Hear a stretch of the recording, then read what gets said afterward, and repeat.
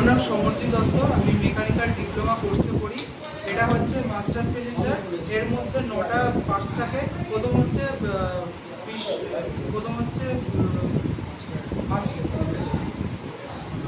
Push rod, তারপর হচ্ছে piston, primary secondary, rubber bucket, তারপর হচ্ছে ভালভ স্প্রিং, চেক ভালভ এবং হচ্ছে মাস্টার সিলিন্ডার বুট, ব্রেক অয়েল এবং ফিলার ভালভ।